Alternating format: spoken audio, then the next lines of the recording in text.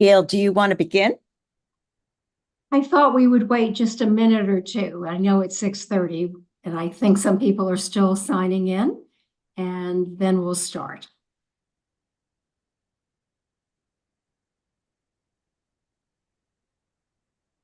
Maybe this would be a good time for Robert to give everybody I instructions. was just going to ask for that, Will. Thank you. Yeah, of course. Sure. Welcome. If this is your first time joining us virtually, you will notice that you're currently muted and that everyone will remain muted throughout the meeting except the committee co-chairs, Gail and Peggy for Women and Families, and since this is joint with Health, Senior Social Services, Barbara, Rebecca, and Wilmer, and any presenters as we move through the agenda. Following the presentations, the co-chairs will call members of the public who wish to speak. You can participate by going to the reactions icon on your device and pressing the raise hand button. Not the wave or the thumbs up, as those will disappear. Only press it once. If you press it a second time, your hand will go back down. If you're calling in from the phone, it's *9 to raise your hand and *6 to unmute. Please be on the lookout for a prompt asking you to confirm unmuting once one of the co-chairs calls on you. The chat is available for technical support only for Zoom software problems, not to ask questions of the co-chairs. They won't see these chats. If you're using an older version of Zoom, you will need to go to the participants section and you'll find the raise hand feature there. Please do not raise your actual hand or wave at the screen because we may not be able to see you. Chat me, I'm here for support. Peggy, Gail, back to you. Thank you so much, and we will begin. As Robert said, I'm Gail Barron. I co-chair CB8's Women and Families Committee, along with Peggy Price. And welcome to our January forum, which we're delighted to be presenting in concert with the Community Board's Health, Seniors, and Social Services Committee. Peggy and I are so pleased that you've joined us for this very timely forum, because the challenges of financing the high cost of elder care continue and unfortunately grow. I'm now going to turn the meeting over to Peggy. Peggy will give us an overview of the presentations and then introduce our speakers. Good evening, ladies and gentlemen, and thank you for joining us as we address a critical issue: how to pay the high cost of elder care. This is a mounting concern for ourselves, our parents, and the entire nation. Consider the data. Someone turning 65 today has a 70% chance of needing long-term care in their lifetime. But here's the sticker shock. In terms of prices, insurance company Genworth, projects a 30% hike between 2021 and 2030 in the cost of long-term care. Nationally, in 2030, that equates to a median cost of more than $80,000 annually for a home health aide, $70,458 for an assisted living facility, and more than $141,000 a year for a nursing home. Even worse, in the New York City area, in 2030, the median nursing home cost is expected to hit $207,000 a year, which is up 30% from 2021's level.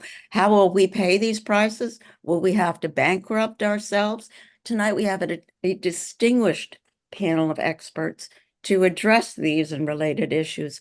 Our speakers in order of presentation include Jessica Forden, Research Associate at the New School for Social Research, who will set the stage for us. She'll present findings from her co-authored report on the U.S. caregiving system.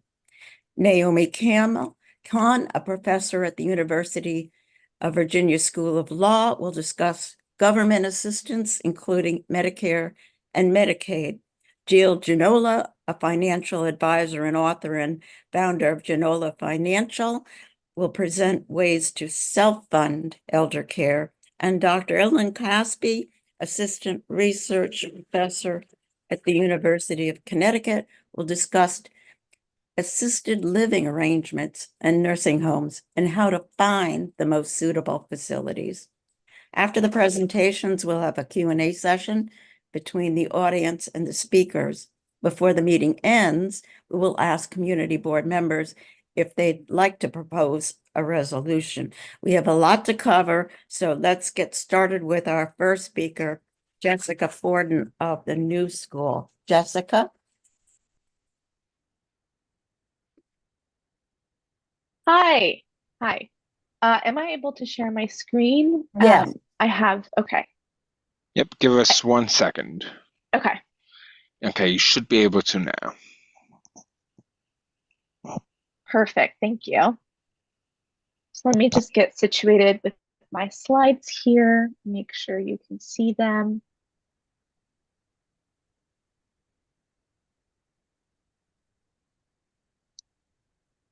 Okay. And then where did my notes go? Here they are. Okay. Can everybody see my slides? We good on Yes. slides? Okay, Mhm. perfect. So hi, thank you everyone. Thank you. My name is Jessica Forden and I'm a research associate at the Schwartz Center for Economic Policy Analysis, where I focus on the topic of elder care and older workers. I'm an economist by training and I have my master's in economics from the New School, where I'll also be starting my PhD in the fall. Really quickly, before I get started, I wanted to give a quick thank you to the Women and Families and Seniors and Social Services Committees of Community Board 8 for inviting me here to share some of our work from the Schwartz Center. And what I'll be focusing on today are our top line findings from a recent report on older adults, their care needs, and how they are met. In this report, we show that a large portion of older adults who have difficulties with daily and instrumental activities are not getting the help they need.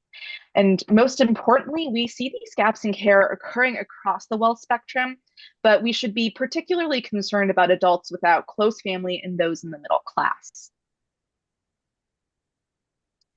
Now, in 2020, about 19% of the population ages 55 and older in the United States had difficulty with one or more activities of daily living or instrumental activities of daily living. That's almost 20 million adults who needed some level of care or some support. And these are folks who have difficulty with tasks like walking across a room, getting in or out of bed, preparing a meal, for example. Now, of these adults, 42% received no help with any task at all. Let me quickly reiterate that. Over 40% of adults who have trouble with tasks like taking medication or eating or going to the bathroom, for example, are not getting any help with those difficulties. And these are folks that are in your neighborhood, your community members, folks that are around you. That 40% of adults with difficulties are not receiving any help is really concerning for the long-term health of these individuals and can lead to increased accidents or emergency room visits, as numerous research has shown. Now, importantly, we do know that having a spouse or children really increases your odds of being cared for pretty significantly. About 60% of adults with a spouse or children get some form of care, compared to only about 42% of those without a spouse or children. And this is because elder caregiving in the US is heavily dependent on often unpaid family caregivers. In fact, family care is the most common source of care for older adults. But as I'm sure many folks know, reliance on family care is not necessarily a great thing. For one, unpaid care comes with hidden costs. Research shows that caregivers can suffer financial strain from reduced work, as well as longer term impacts to that caregiver's own financial security in their old age when they're starting to sort of need some care themselves. And importantly, professional care is more often trained and can be more reliable, since it's someone's job to show up and do that work. But if you have ever looked into long-term care for yourself or a loved one, and as was highlighted at the start by the community board leaders in the introduction, you'll know that professional care is prohibitively expensive for most people in the US. In New York, the Department of Financial Services estimated that a year of care in a nursing home costs on average approximately $160,000 per person. And then for in-home care, it was around $66,000 per person over a year. And so because of this high price tag, getting professional care can be extremely wealth dependent, unlike other sources of care. So unlike family care or unpaid care. Now, when we look specifically at whether adults with difficulties receive any professional care, so that's not including any family or unpaid care, we do see that professional care reception across the wealth distribution follows a bit of a U shape. And what that means really is just those at the bottom and those at the top here, the first and last bars of this graph, are most likely to get care, while those professional care, while those in the middle class, these middle two bars, are least likely. So I think the increasing percentages from this second, third to fourth bars is pretty intuitive for most people. It essentially says as wealth increases, people are more likely to be able to get professional care. Where I think people get surprised sometimes is seeing that those in that bottom quartile are actually second most likely to receive professional care. But there's actually a very straightforward reason for this, and it's because those in the bottom quartile are most likely to qualify for public programs that subsidize the cost of or outright pay for professional care. In fact, you'll see if you read our full piece, we also show that about 45% of adults in the bottom wealth quartile who receive professional care pay for that care in part through Medicaid, Medicare, or other insurance, compared to just 15% of those in the top wealth quartile, meaning that the top are most often paying out of pocket. Overall, public programs are really designed to primarily support those in most financial need, understandably, those at the very bottom. But what this means, though, is that these public programs like Medicaid do miss those in the middle class who likely still can't afford that really high sticker price of increasingly expensive professional care options on the private market and must otherwise depend on family care. And it's these middle class families that are largely going to feel the squeeze of that missing safety net for their aging relatives. They'll be the ones to subsidize their parents' care needs, either through their own finances or providing care themselves, or a combination. And so what we think that this research really highlights is a pressing need for policies to better address the care needs of aging Americans. So, for example, one potential option we explore in our report is expanding access to public programs like community Medicaid. And I want to emphasize here that I'm only talking about Medicaid, not Medicare. So Medicare and Medicaid are very different when it comes to long-term care. Medicare does not provide coverage for long-term care. In contrast, Medicaid will provide long-term care for those who are eligible, and it's an important source of funding for long-term care. I think in 2021, for example, Medicaid paid about 44% of the $467 billion spent on long-term services and supports in the United States, according to a Congressional Research Service report. And Medicaid will fund care through 3 different programs. There's nursing home Medicaid, which will help provide care in an institutional setting like a nursing home. And then the second and third programs, the home and community-based services, HCBS waivers, and age blind disabled Medicaid, ABD Medicaid, those together are sometimes collectively referred to as community Medicaid. And that's what I am referring to when I talk about community Medicaid here and in our report. And that's because these programs will provide coverage for care in a home or community setting rather than in an institution. Now, one problem, however, is that access to community Medicaid varies pretty significantly by state. So I took a look at New York State specifically for this presentation. It looks like the income limits are around $1,700 and assets are capped at around $30,000 for single individuals. But there are higher limits depending on if you're married and whether both spouses or just one spouse is applying for aid. But again, those limits would be different if you were, in Connecticut or in a completely different state. Another issue with these programs is that meeting eligibility does not necessarily mean you will receive it. So, for example, HCBS waivers are limited, and some states will have waiting lists because they have more people who are asking for the support than they are actually able to meet. So expanding access to these programs through either funding or increased income and asset limits, such as by matching limits in more generous states, would make the program more accessible to adults, especially those in the middle class, who we saw were those who were least likely to get professional care. And so that's where I'll stop my presentation for today. On the last slide here, I've included some links to the report this presentation is based off of and some other work we've done on elder care, which I'm also happy to send the links through the Zoom chat as well, or follow up to share materials that can be shared out after today's meeting. And I look forward to hearing from my fellow presenters today and to take questions from you all that you might have for me at the end. So thank you so much. Thank you very much. And next we'll hear from Professor Khan. Professor Khan, can you just jump in there?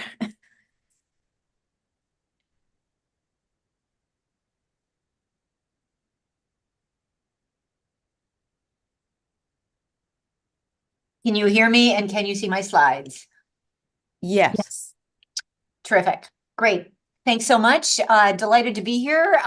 That was a great introduction. And so some of what I'm going to be saying is a little bit repetitive. So I am a law professor, as was already said, at the University of Virginia School of Law, but I did go to Columbia, so I did live in New York for at least a part of my life. I do want to just note this disclaimer. I am not giving any legal advice. I was at one point, but I am no longer admitted to practice in the state of New York. So this is please not to be relied on as legal advice, something I feel like I have to say. Okay, so just briefly what I'm going to talk about, the need to plan ahead for long-term care and payment options. You've already heard about some of this. And I also want to mention the need to plan for incapacity. That is what documents you need to have in place as you are thinking about planning for long-term care. Okay, you've already heard about 70% of Americans who reach age 65 will need some long-term care during their remaining years. Some people will get by with unpaid care from family members. Again, already heard about that. Note that according to AARP, about 38 million people provided unpaid care to an adult family member or friend each year. And the economic value, I think this is way underestimated, but the economic value, assuming it was about $17 an hour, more than $600 billion a year in unpaid care nationally to adult family members. In terms of the need, according to Barron's, the average lifetime long-term care cost is $172,000 a year. You've already heard some statistics for New York. The longer we live, the more likely it is that we may experience physical or mental decline, requiring the assistance of care at home or in a care facility. I'm simplifying incredibly complex materials here, and I would encourage you to reach out to the local, either to Medicare or to Medicaid, or to an attorney, a legal services organization for additional advice here. Okay, so you've already heard some of the estimates of the cost of care. This is what Genworth, again, already mentioned, says. This was 2021, the most recent I could find. In-home care, homemaker services, community and assisted living, and nursing home facility. And this is per month, mind you. So that's what the estimate of Genworth was just in the New York area. In terms of who pays for all of this, again, Jessica's already previewed a great deal of this. The source here is Congressional Research Service. This somewhat distorts the role of the federal government because I'll get into in a minute just what Medicare pays for. Medicaid does pay, as Jessica said, for about 44% of long-term services and support. There is also private, there is out-of-pocket, and other private are things like foundations or other non-governmental organizations that will provide support. So for people not on Medicaid, right, there is a lot to worry about in terms of just how to actually fund this care. Even for people who think that they've saved enough, it turns out, depending on how long you need care, it can take a lot of money. Okay, we've already heard differences between Medicare versus Medicaid. And so in terms of Medicare, of course, is the formal health insurance program for which most people who have worked, as well as people who are married to people who have worked, for which most people qualify at age 65 or after 24 months of receiving Social Security disability payments. Just in terms of the total national health spending, Medicare spending, I mean, you can already see Medicare accounts for a large part of national health spending, and it is primarily people over the age of 65 who qualify for Medicare. So about 21% of total national health expenditures. You can also see hospital care, physician and clinical services, retail prescription drug sales. This is in terms of the entire federal budget, right? Look at defense. Defense is down there at 11%. Medicaid, Affordable Care Act, Children's Health Insurance Program down there at 9%, and Medicare up there at 10%, Social Security at 17%. So you can see where Medicare and Social Security together already account for more than a quarter of the federal budget, just in terms of later discussions. Okay, I'm gonna run out of time, but if you think about how many of you have had a conversation with someone about who will take care of you if you need help with activities of daily living, and by ADLs, we mean dressing, bathing, transferring, moving from a bed to a chair, toileting, eating, or continence. And then how many of you think that Medicare pays for long-term care? Well, the answer has already been given. But before we get there, there are different parts of Medicare that help cover specific services. Medicare Part A, hospital insurance. Medicare Part B, medical insurance, Medicare Advantage plans, and then Medicare Part D, prescription drug coverage. So Medicare Part B, most people, although Medicare Part A is virtually automatic if you apply for it and qualify once you reach the age of 65, Medicare Part B and Part D may assess payments as well, so monthly payments for each of those. Most people will pay a standard Part B premium amount, which is about $174. If your gross income is high, then you will also pay a premium. Typically, Part C also requires a premium. So that's just to get Medicare to provide any coverage for you. And as we already know, Medicare does not cover long-term care. They will, however, Medicare will pay for skilled nursing facility rehab following hospitalization. However, that is limited generally to a specific period of time. And it's important to note that Medicare deals with health insurance, and much of what goes on with long-term care is not healthcare, is not medical. And so the question is, who is going to cover all of those other activities related to the ADL? So some home limited healthcare benefits after a qualifying hospital stay. Medicaid, we already know, pays for about 44% of nursing home care in the US. More than 70% of nursing home residents in New York receive Medicaid. Jessica referred to this. I just pulled this off of the American Council on Aging. Hopefully you can see these statistics. This is the income limit and the asset limit. You've already heard these numbers in order to qualify for Medicaid as a single person. If both spouses are applying, the income limits and the asset limits go up. And you can also see what happens if one spouse applies. In other words, Medicaid is for low-income people. It is limited based on the income that you can receive while you are on Medicaid and trying to qualify for long-term care, and also in terms of the assets. What about your home, condo, co-op? Some property does not count toward the resource limit. You're allowed to have $1 million of equity in your home, and you're also allowed to exempt one vehicle. If that is your situation, you need to be talking to someone to get into financial planning to figure out just what the circumstances are under which you are allowed to retain that equity in your home. There might be a misconception. Can you give away all of your assets and qualify? yes and no. There is a look back period. So transfers of assets for 60 months prior to the later of the date of institutionalization of nursing home care or of application for Medicaid can result in a penalty period. So you will not qualify for Medicaid. So you can't just gift away all of your property. There is this look back that will disqualify you for a period of time. You can plan, of course, but you need to engage in that at least 5 years before you expect to need it. Do nursing homes accept Medicaid? Most nursing homes do, in fact, accept Medicaid.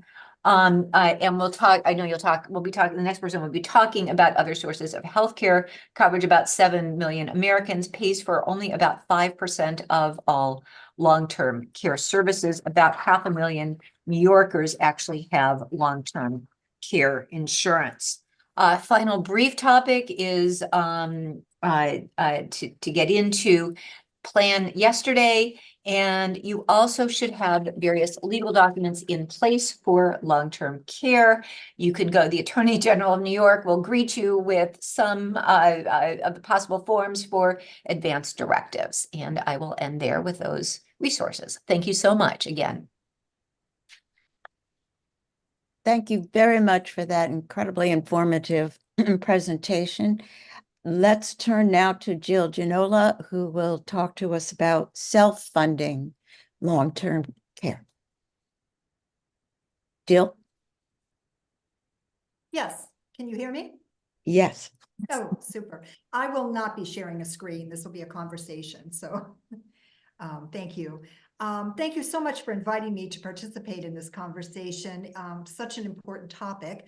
As Peggy mentioned, I'm a financial planner. I've been doing this for almost 30 years, and long-term care is certainly a hot topic for clients, particularly when they're trying to figure out how much longer their money's going to last.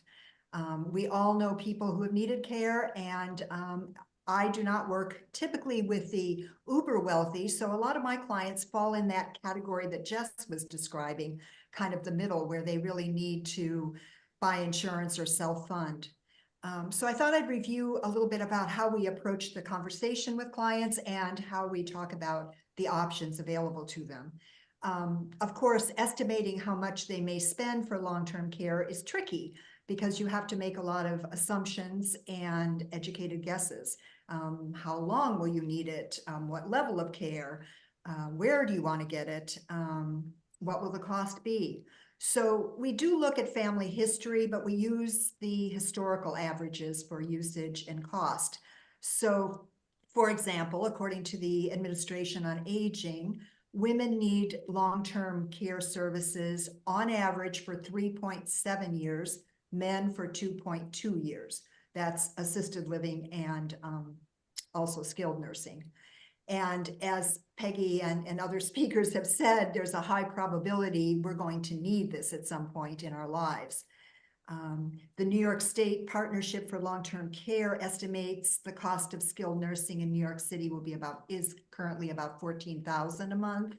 That's kind of close to what we were talking about. So let's take the case of a single woman who is going to pay $14,000 a month for the average of 3.7 years. Her long-term care costs will be $600,000.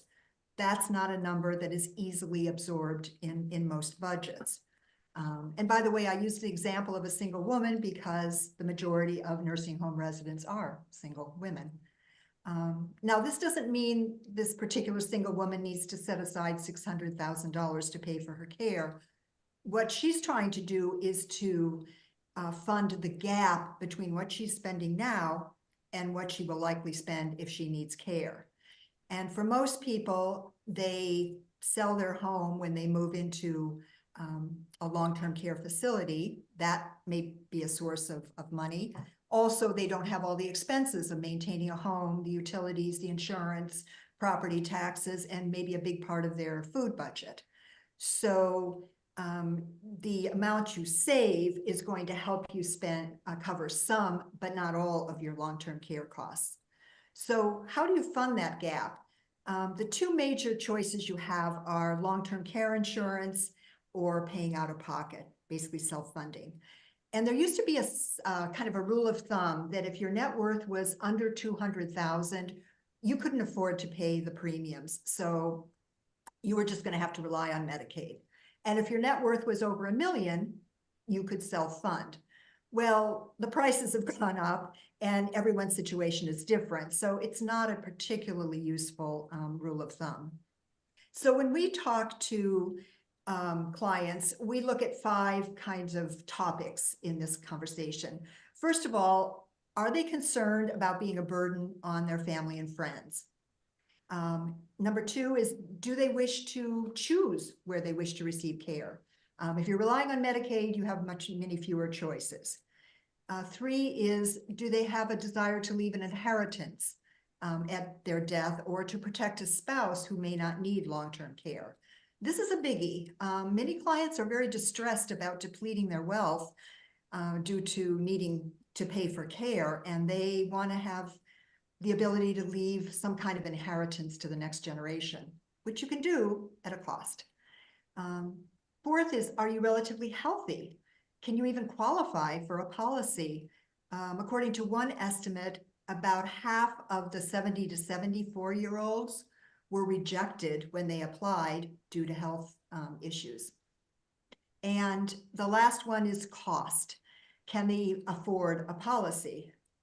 We recommend that clients spend no more than 5% of their annual budget on long-term care premiums. So a 65-year-old female would need an income of about $80,000 a year to buy a pretty basic policy that would pay benefits for 4 years. And that's the point of the conversation where clients' enthusiasm starts to melt away, because it's pricey. Long-term care insurance sounds like a great idea, but it isn't as appealing when you get down to the details. And I agree with that. I'm not a huge fan of it. We have seen premiums increase 35% a year over several years for some policies.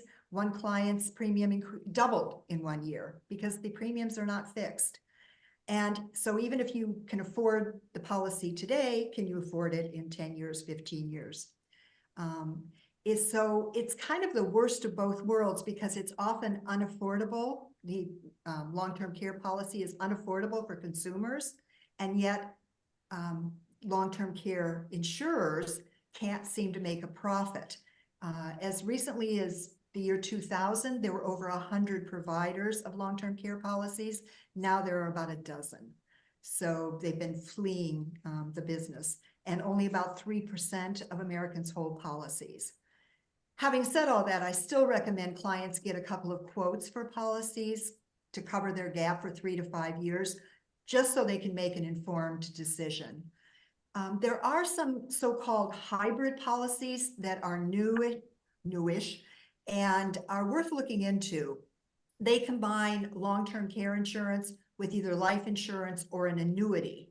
So if you have an annuity or a life insurance policy that has accumulated some cash value, you may be able to transfer that cash value to a hybrid policy, tax-free. Then if you need the care, it'll pay you benefits. If you don't need the care, then the life insurance will go to your heirs, or the annuity will go to you or your heirs. And that addresses this situation, the question many clients have: what if I pay for a policy and never need it? Frankly, I don't think that's a problem, but they think it's somehow a problem. They didn't get their money's worth. So these hybrid policies address that.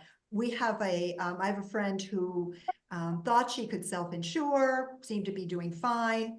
Her sister was diagnosed with early Alzheimer's, and now doing the math, if she faces the same diagnosis, she's not going to be able to afford long-term care. So she transferred a policy into one of these hybrid policies, and she feels much more secure now. And if you do buy a long-term care policy, make sure it's a partnership plan policy. These policies allow you to protect a certain amount of assets if you do basically deplete the policy. So just a tip there. So, but what if you decide that insurance isn't for you, or you don't qualify, and you're going to self-fund? So you could set aside money, start saving and investing. If you wanted to cover $165,000 of long-term care, you would need to start saving about $800 a month at age 40. And that's in addition to all your other bills and, saving for retirement. That's a big ask for a lot of people.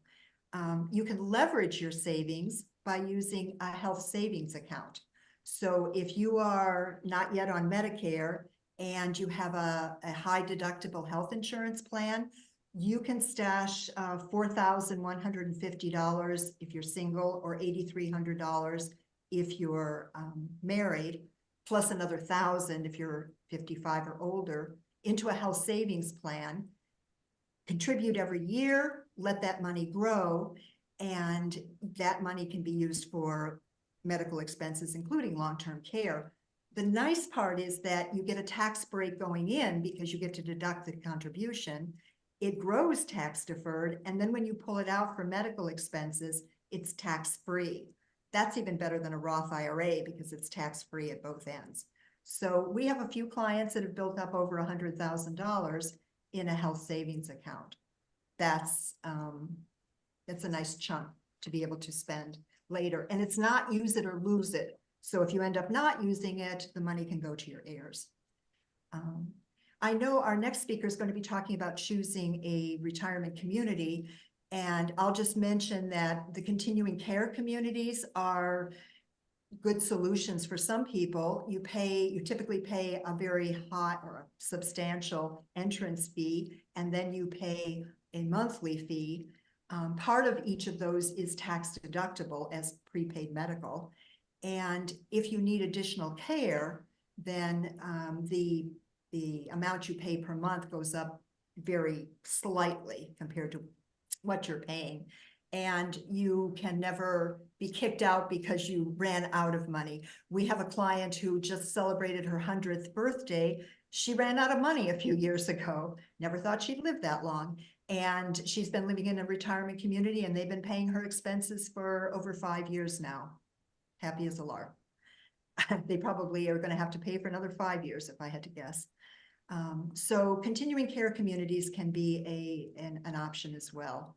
So those are that's kind of the smorgasbord there. There's long-term care insurance, there's saving, putting money aside, selling your home, using that as resources, maybe converting a policy you already have, or choosing a continuing care community. Not perfect. It's not one size fits all. I wish there was a wonderful solution. I could say, do this and it'll all be taken care of. But I do encourage you to do some research, find out what your options are, find out how much insurance would cost if that's something you're interested in, and make a plan. You'll be better off. Thank you very much. Terrific, Jill. Thank you so much. That was so informative. Our last speaker will be Dr. Ilan Caspi, who will be informing us on what we need to know about nursing homes and assisted living facilities. So go ahead, Dr. Caspi. Can you hear me and can you see my screen? Yes. Mm-hmm. Okay. All right. So in this segment, I'm going to talk about searching for a long-term care home and some things to consider. The first thing is that I understand from Peggy that you know the difference between nursing home and assisted living. So in the interest of time, I will not talk about it, but I do include a link to an excellent podcast exactly about this issue. So searching for assisted living residents. Some of you may be aware of the recent New York Times article, What to Know About Assisted Living, some good information, not everything accurate there, but overall good information. And the Long-Term Care Community Coalition webpage on assisted living with a lot of resources. I want to make sure you have it. Okay, so we know that transparency is the basis for informed choice and provider accountability, but the reality is that there's a gross lack of transparency in the assisted living sector. Basic information about quality of care and safety in this sector is not publicly available or accessible in most states. In fact, last week, the U.S. Senate Special Committee on Aging held a hearing and with a heavy focus on the lack of transparency in the assisted living sector, which is state regulated for the most part, and I should say weekly regulated in many states. You can watch the 2-hour hearing in this link. During the hearing, Senator Robert Casey, one of the co-chairs, said, for a family who are searching for a care home, it is obviously difficult to find information to make a good decision. Richard Mollot from the Long-Term Care Community Coalition said there is no independent, validated information on assisted living. Families rely on marketing information. And the other co-chair, Senator Mike Brown, said referring to the assisted living sector, he said it has got to be swamped with transparency. Washington Post article recently found that in 29 states, you can find information about inspection reports and complaints online. However, my caveat would be that in several of those states, when you look closely, the information is actually very limited. So roughly, I would say, roughly in about half the states, you'll be able to find full text investigation reports. But more importantly, even if you are able to have easy online access to those inspection and complaint investigation reports at the assisted living level, it's only a fraction of what you need to know, because it's not enough to know about what goes wrong. It's also important to know what goes well and positive care outcomes. In New York City, these settings are also called adult care facilities. The New York Health Department does post citations that the public can look up in this link. However, mistreatment investigation reports are not available online. Trust me, I engage with the agency directly with the FOIA requests, etc. And this is, to me, is a violation of the public right to know about care safety issues in these settings. I actually wrote a whole article urging the New York State Department of Health to de-identify and post online completed investigation reports about assisted living residences. And long story short, the end of my FOIA request ended up with a summary of allegations, not full text investigation reports. And this is just an example of problem assisted living in New York City that the public won't know about because they're not publicly available. This is only through my FOIA request that I had to wait for a full year to receive. So it's a major issue. In sharp contrast, in Minnesota, investigation reports from assisted living are posted online for over 15 years under Minnesota statute. But given the fact, as in the case of many other states, it is very difficult to navigate the MDH website. So a group called Elder Voice Advocates developed what is called Elder Care IQ. And one click, you can generate the profile of a particular assisted living with all the investigation reports in recent years. And I published an article, 50 Reasons Why Elder Care IQ is Needed, and also in all other states. So some things to consider when looking for assisted living. Start early, don't wait for the crisis when possible. It's not always possible. Be aware of deceptive marketing practices and promises made in assisted living websites and glossy brochures. We need to make sure that there's a full disclosure of the owners and layers of ownership, the scope of practice, what they can and cannot do, services, the extra and hidden fees. You will want to consult with the long-term care ombudsman because they receive complaints about assisted living, and you can have a directory here for all ombudsmen across the country, contact information. You want to check those inspection reports in those states that they are posted online. You want to ask friends, colleagues, and neighbors who recently had a loved one in this particular assisted living you're considering to move a loved one. Maybe they have some insights for you. But remember, change of management can change things very rapidly. Be aware of bias satisfaction surveys because they're often cherry-picking residents who are happy about the care. Visit at different hours and shifts, evening and weekends, and speak with residents and families, speak with the resident council and family council presidents when those councils are being held. Observe staff-resident interactions. This is really important. The warmth. Can you see genuine compassion, or they're putting a show because you're visiting? To what extent residents are meaningfully engaged, including evening hours and weekends? And ask yourself, and the care home, is there a robust mechanism for knowing the person is a whole human being with maybe 80 or 90 years of life? And I published an article with 20 reasons why we need to know the early life history of people with dementia. New York Times article reporting on extra fees, hidden fees that drive profits in the assisted living sector. You can read it here. Other things to consider: do not be fooled by hotel-like design, whether it's the fancy lobbies, the chandeliers, the patterned carpets that are the last thing that people with dementia need. It might be good for the portfolio of the architect, but the question is it user-friendly? Is it elder-friendly? Is it dementia-friendly?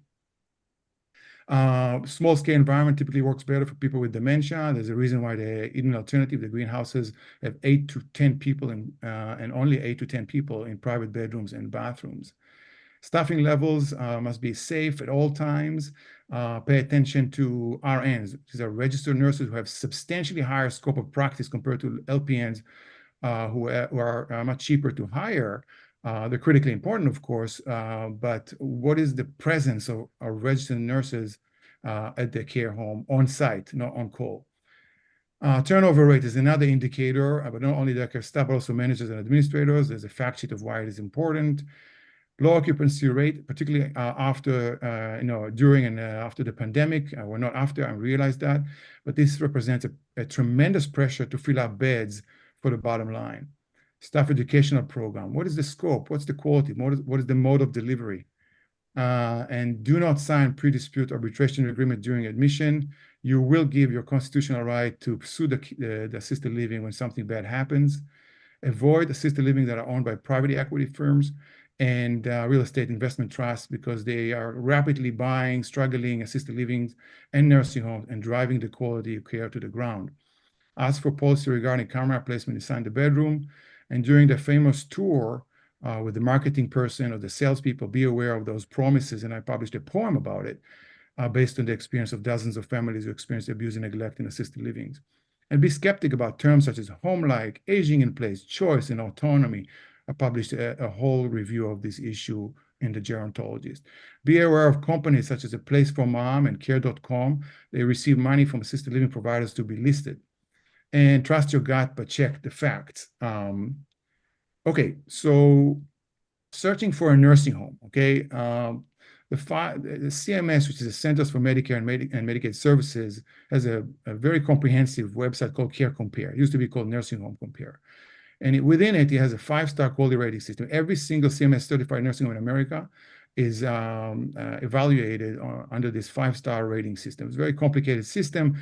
It has 3 components. You can see them here, but this system is heavily flawed. It has strength and it has limitations. The limitations are stemming mostly from the fact that a lot of it is self-reported by nursing homes. There are components that are more objective, and I recently completed a 38-page review of this 5-star quality rating system. If you email me, I'm happy to share with you so you can educate yourself. And do not be misled, as 3 New York Times articles tell us, because nursing homes learn how to game the system of the 5-star rating system. And this is a Kiplinger article about crucial steps in the search for the right nursing home.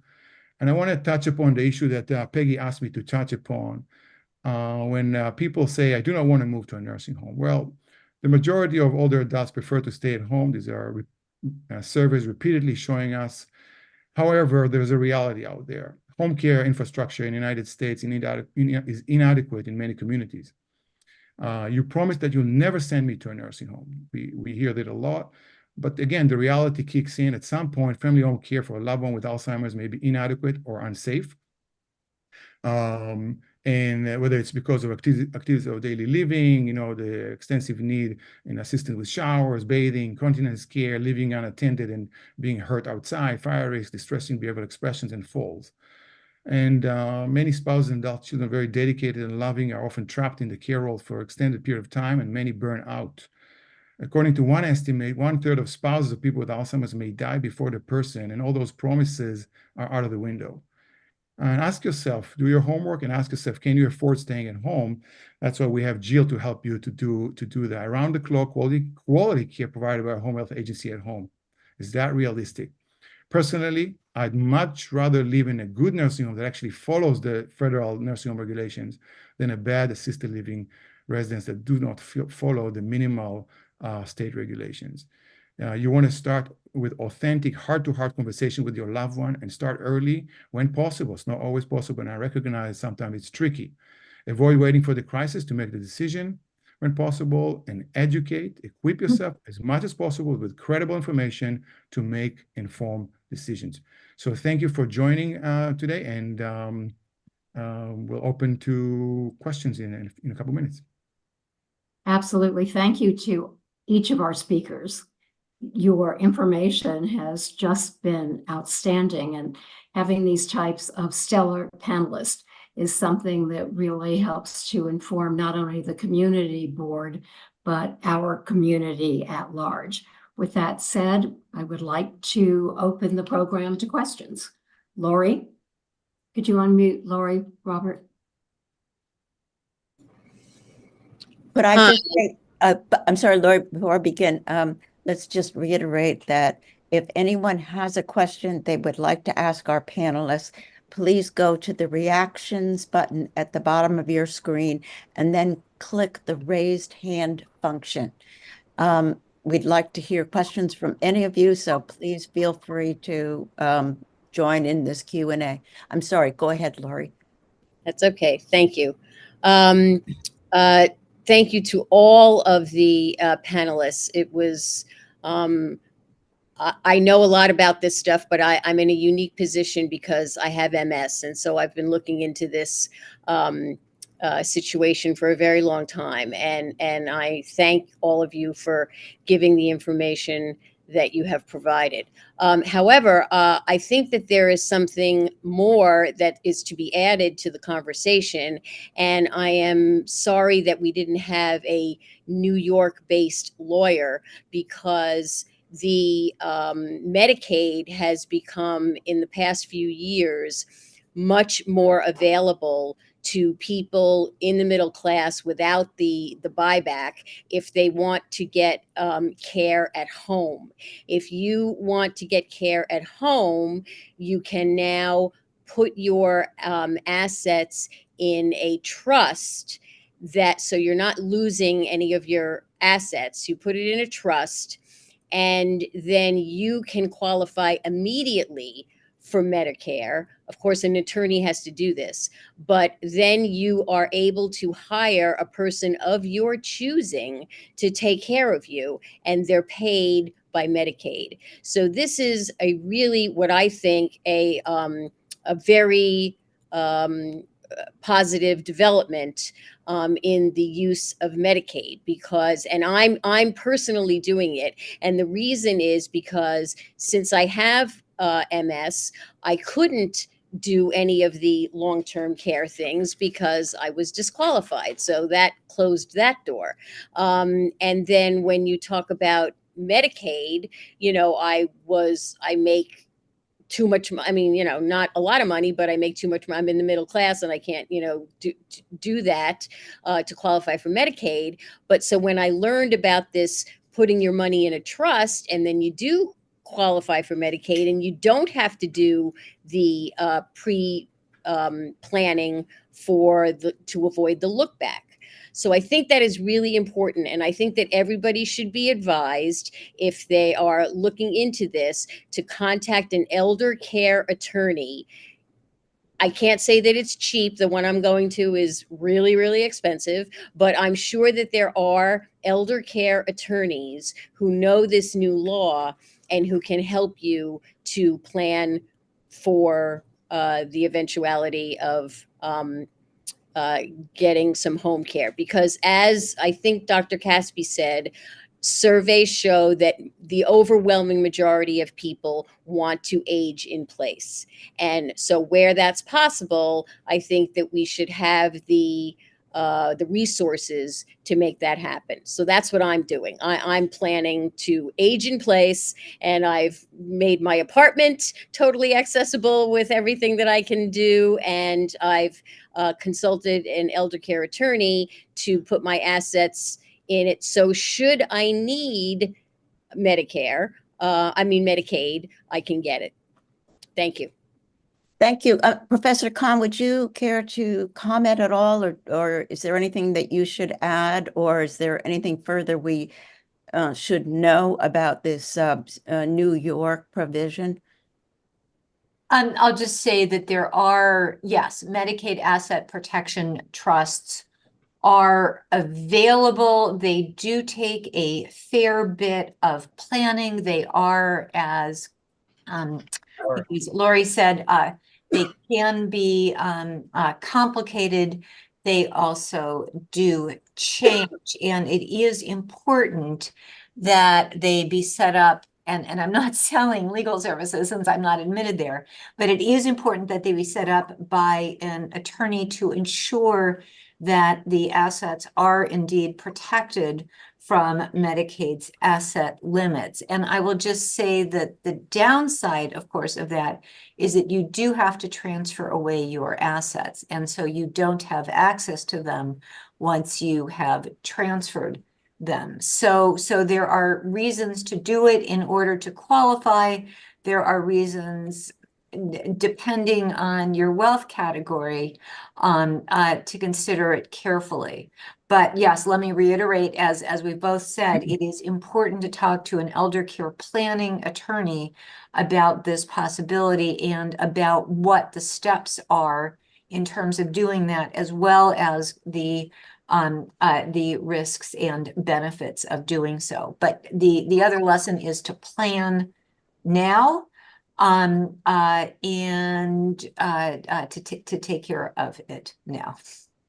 Thank you so much. We also have some members of the public who are here. And before I open up the discussion to other board members, I'd like to acknowledge them. TJ, I believe you were next in line. Actually, Susan Gross, Susan was the first one from the public. Susan Graham. Susan, fine. Sorry about that. Robert, could you please unmute Susan? Thank you.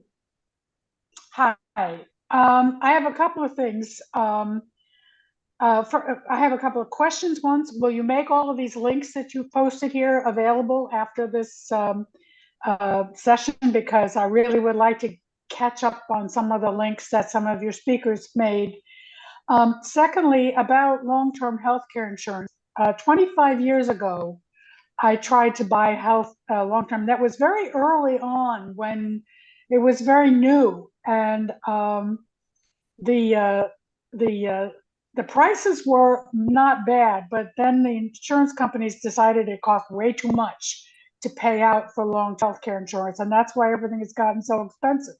But I will tell you that 25 years ago, when I applied for long-term health care insurance, I was denied. I was 52 years old, 51 years old, because I had only one kidney. There was nobody that would sell me. Everything was healthy. I mean, I was healthy, and even the kidney that was removed was healthy, but it's that nobody would sell it to me at any price. And so I think that people who are interested in that should definitely look into as early as you can what might be a problem in getting long-term health care insurance. Another question, a thing that I wanted to ask about was, why will Medicare get into the long-term health care insurance business? Do we know? I mean, Medicare is one thing, Medicaid is one thing, but why not Medicare? Which of our panelists would like to answer that? Professor Khan, could you Khan, respond to thank you. that? Sure. I mean, let me say that as you saw, Medicare is a healthcare program. Long-term care requires many different things that are not your conventional healthcare. So if you think about daily living expenses that you might have, I mean, if you're living at home and you're having care come in, so your rental fees, if you're renting, your condo fees, etc.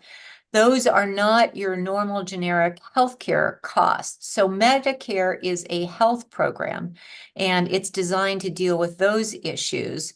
So I think that that's in terms of the structure of Medicare. That's why Medicare does not cover it. Medicaid, by contrast, is a lot more comprehensive in terms of what it covers. At this point, of course, in the United States, we do not have universal payment for nursing homes, for home care costs, for et cetera. And so Medicare at this point statutorily pays for healthcare. Okay, Thank thank you. you. TJ, could you please unmute him, Robert? Now I can't figure out how to get my face on, but wait a second. I'm sorry. You I'm were trying there to make. before. I know. I don't know what I did.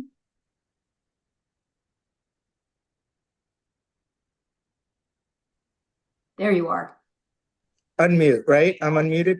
Yes, Going you back to are. what Lori was saying, it's an irrevocable trust, which is what you were saying, but you are giving your assets away. I used an attorney, Kuttner, Lamson and Kuttner. They were very solid at making sure that everything was done.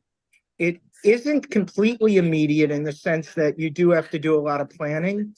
And what I did do, which people don't always know, is the minute you are approved, any expense you pay, if it is a Medicaid approved agency, you can get those funds back. So I hired a Medicaid approved agency, and I was able, but I had to jump through hoops for that too.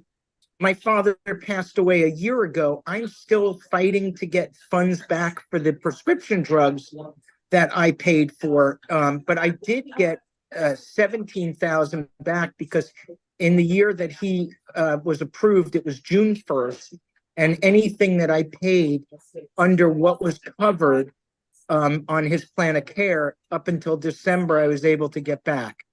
But it is something you have to recertify every year.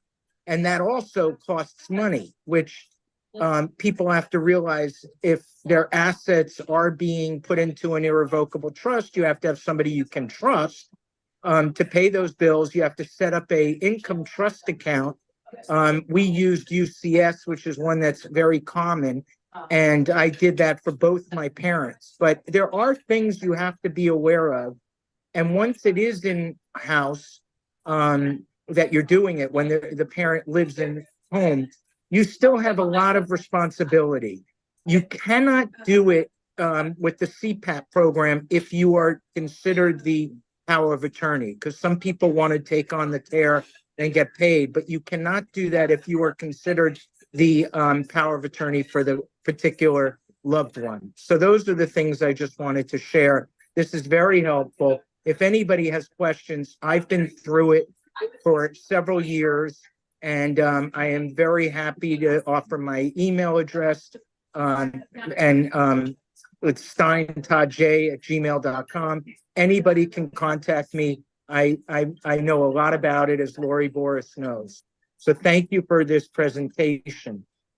Thank you, TJ. Thank you. I So- just want to jump in for a quick second, if you don't mind, and I'm sorry to interrupt, but since we're talking about this issue of relying on Medicare, I want, if you don't mind, Jill, to Medicaid. Medicaid. I wondered, Jill, if you could comment about what you see from your clients as the dangers, if there are dangers of planning to rely on Medicaid eventually for long I term. will say one thing, which is I've had nothing but the best of doctor care. It's been fantastic. We're at Weill Cornell for both my parents. Well, my father's passed, but I have never had a problem. So again, I can only say I've had great experience, and you guys can mute me now. Thank you. Thank you. Yeah. From the financial point of view of Sure. planning to go on Medicare, meaning that you've given away your assets one way or the other. Right. I mean, certainly in Ohio, where I'm located, you have to set up an irrevocable trust and name a trustee. You basically gift away your assets, and that's uncomfortable for a lot of people in order to qualify for Medicaid. Yes, there are some wonderful Medicaid facilities, but you do have more limited choice, and you have to be able to be comfortable, with that as well. And it is expensive, to manage it and to set up the trust and all. And it doesn't work very well in my experience with a couple where you often have to impoverish yourselves or put the assets in an irrevocable trust if one needs care and one does not, because you're still paying the bills for the person who does not need care. So it can work, obviously. I mean, we've seen examples, but I'd go into it with a lot of care and make sure you're working with people who really know how the rules work.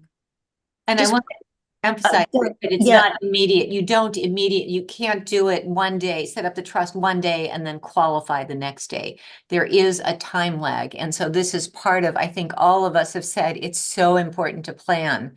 And so this is part of the planning. The look back period can be 2.5 to 5 years. So I think Lori's right that it's a good planning technique, but it is not immediately, you will immediately qualify for Medicaid. So it's one of these techniques that needs to be discussed in terms of planning for long-term care. Just one last thing for me, and I'll shut up, is that so once you have relieved yourself of your assets, what do you do then? But if you're not ready to go into long-term care, how do you pay your regular expenses? What happens? Yeah, Professor Khan, can you comment on that?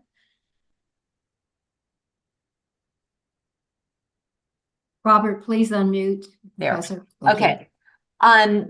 Well, that is, as Jill said, that is one of the potential risks is just how do you, I mean, you are allowed to keep some income and some limited assets.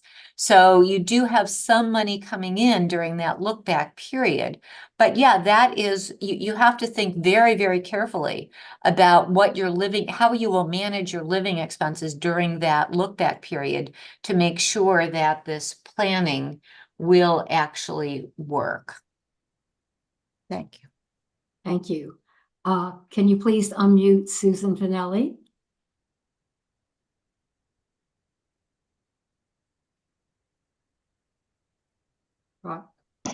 Thank you Susan? so much. I'd like to thank CB8 for providing us with this presentation, and of course, all of these our speakers who the knowledge is incredible, and I appreciate it. I just have two quick questions. Someone mentioned, are we going to be able to get the links, but is there going to be a CB8 link where we can get not only the links that we talked about, but the slides themselves? Because, you know, they went through the screens very quickly, and I would really like to be able to see those slides and kind of make some sense of it. So I'm wondering if that'll be available. And also, we talked a lot about elder care attorneys, and my husband and I are in the process now.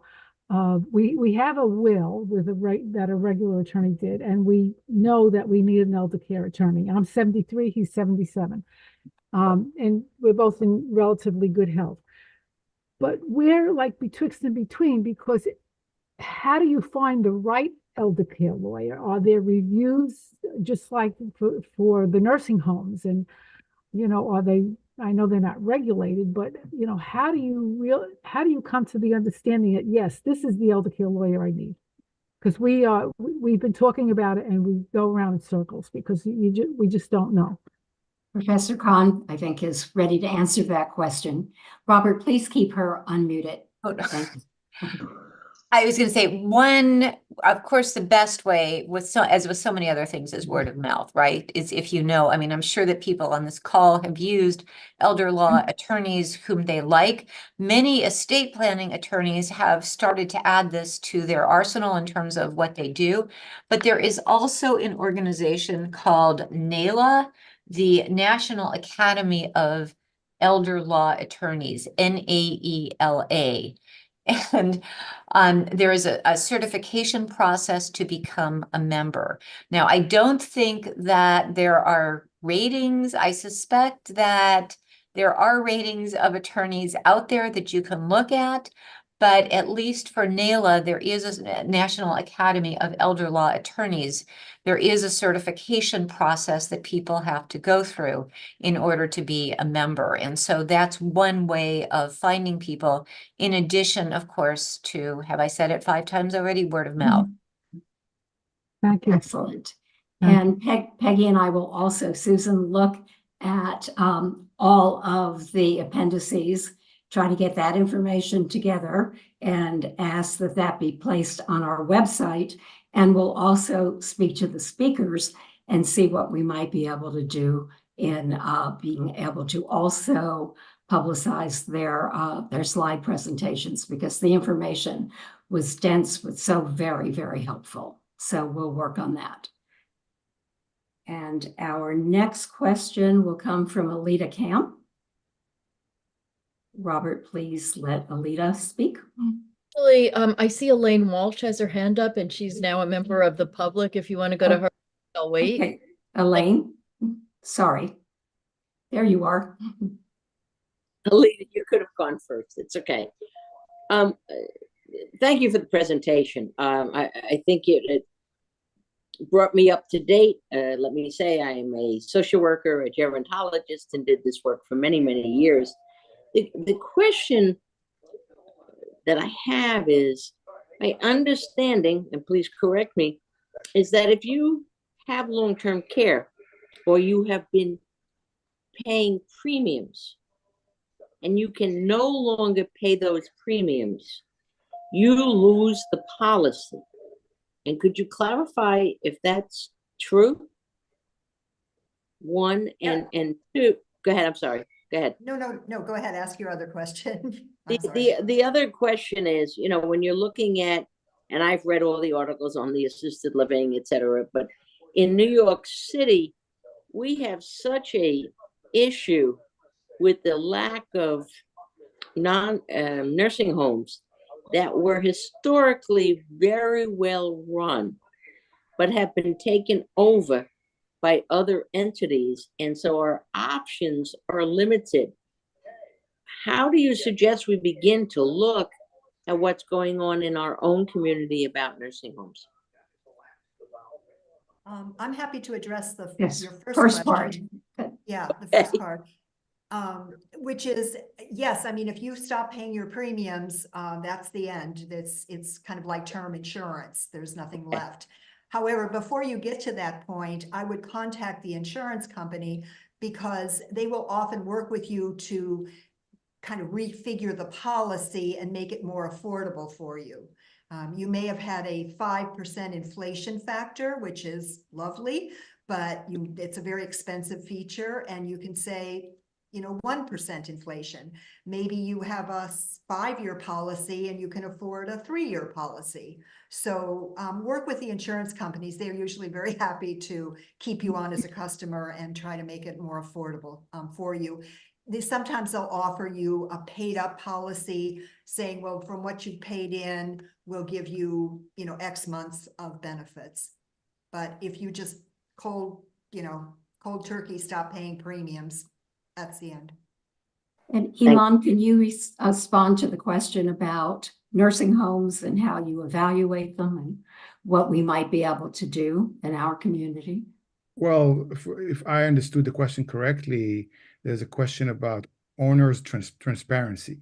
And that's a tough one. However, Biden administration has put out a comprehensive reform proposal, and also the National Academies of Science, Engineering, and Medicine put out a reform proposal, 600 pages. And significant portions of those two proposals is ownership transparency. We have these private equity firms coming in, as I've mentioned earlier, and real estate investment trusts. And so what you have now on CMS Care Compare website about ownership is fairly limited, because New York Times reported that there's a web structure of ownership of layers, and you don't know who owns the place, who calls the shots, who puts the resources forward or not. But there are experts in this country, and a couple of them is David Kingsley, and I can connect you guys with him, or Ernie Tosh, and they are experts in going to the bottom of this and discovering who are the real owners. But this is something you want to go through. But there are ways to find information, but not always, because what happens, a lot of nursing homes on their cost report, they're showing that they're losing money, they have minimal revenue, but in fact, a lot of the money, there's a lot of hidden profits going to third parties. New York Times reported on it extensively. or third party that are owned by the same company and all kind of other tricks. So, that's why I said, well, you have to educate yourself and know who are the players, who are the experts in the field, and how to consult with them. Thank you so much. Rita Popper has a question.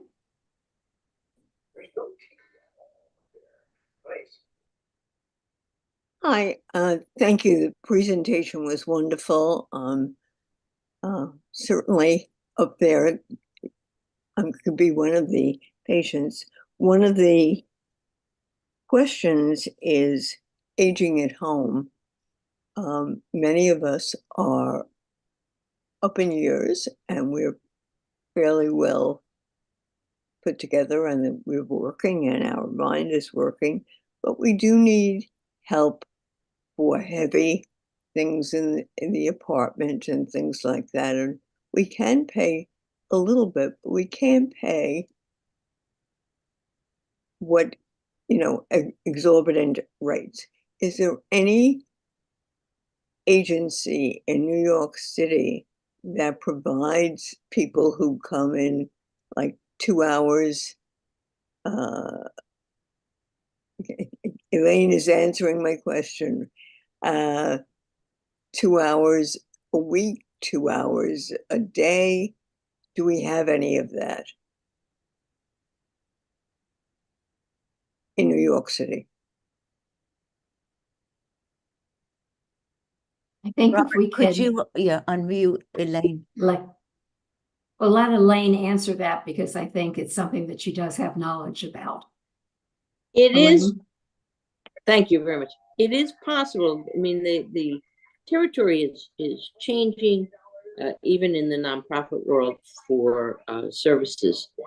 But the New York Foundation for Senior Citizens has a range of different programs. And some is, private pay, but at a reasonable rate. And I would suggest you reach out to them. They run Brown Gardens. They're on 92nd Street or so.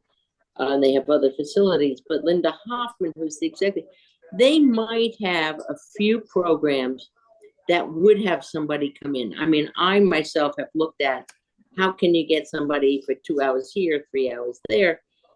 And in a traditional home care agency, you're not going to get it, because now they want 6 hours a day minimum. So I would suggest look at the New York Foundation for Senior Citizens.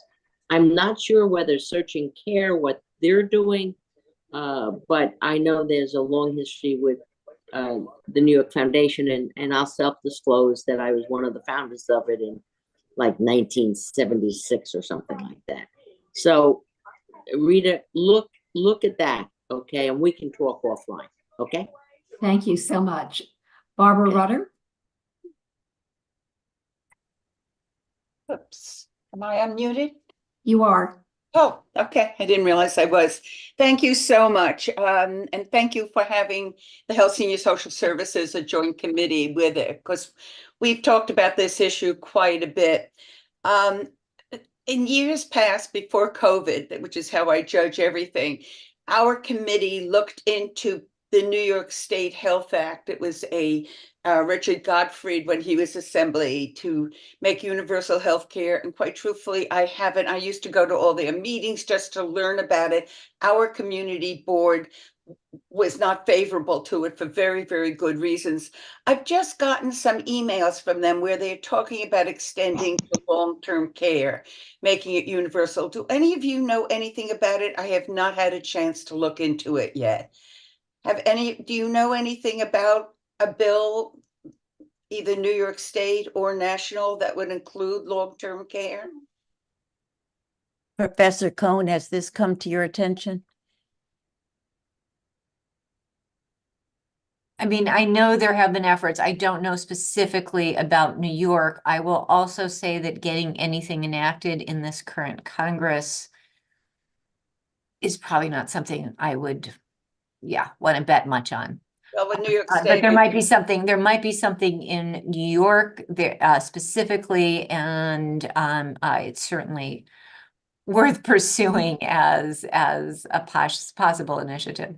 Well, maybe we'll talk offline and do a joint committee meeting on something with that. I will look into it more. A couple of other comments.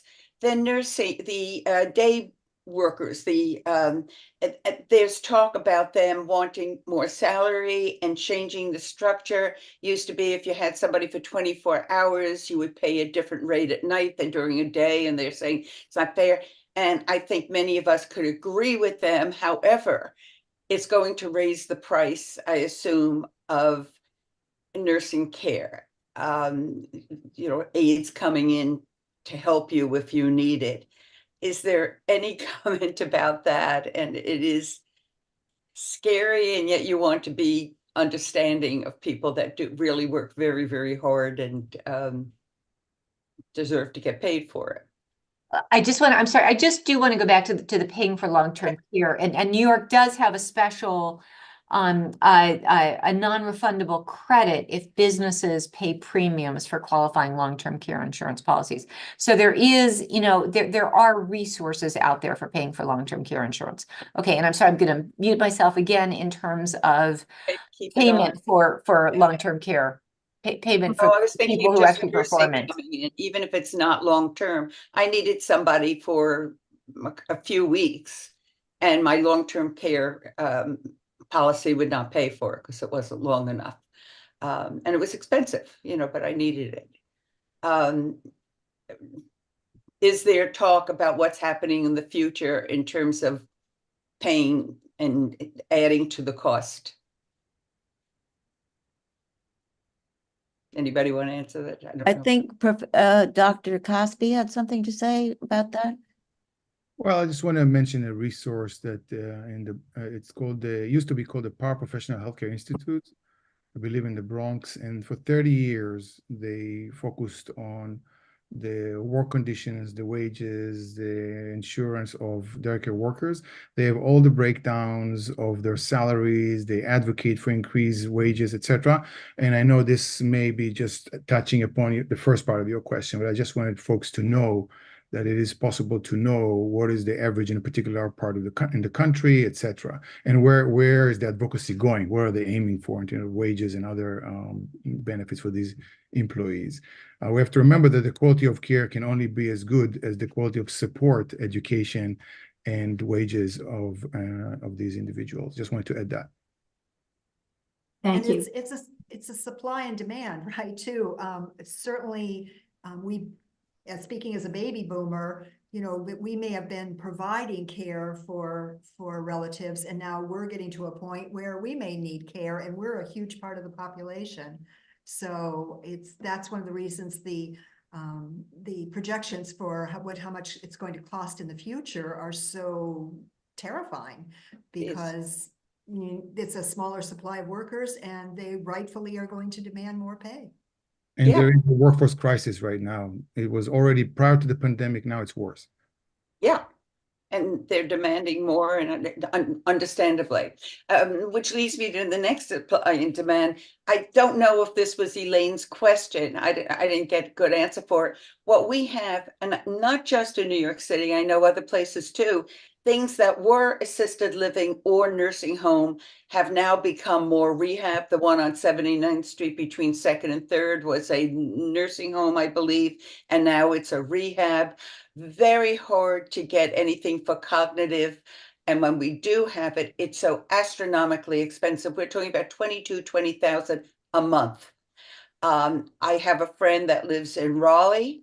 She's in perfect health, but she is a single woman without children, and so is preparing. She has to pay to be on a waiting list, and hopefully her name will get closer before she's in absolute need, and it would be one of these step-up places to go through. So we have a real problem with the housing if we do want to go to assisted living. Not only are there less of them, but astronomically expensive. We have a wonderful one on First Avenue in 90s that is about 20 a year, 20 a month. It's a lot of money. That's not many can afford that.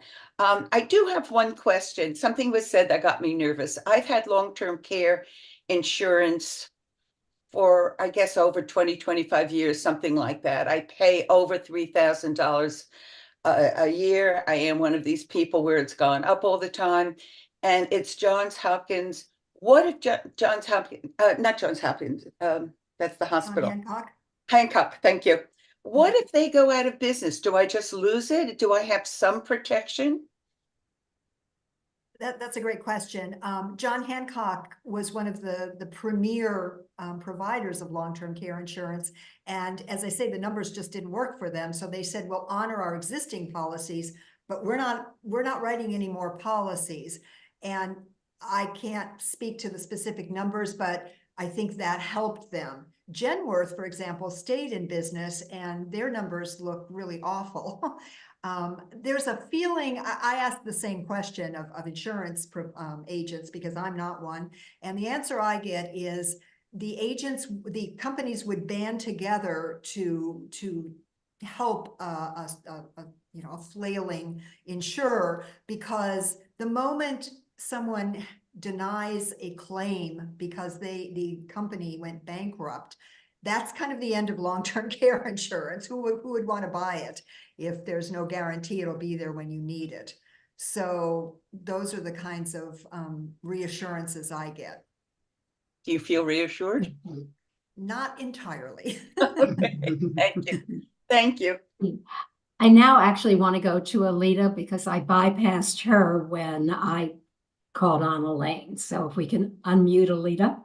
Thank you, Gail, and thank you to the panelists for an excellent, informative, and extremely useful presentation. You highlighted so many important issues.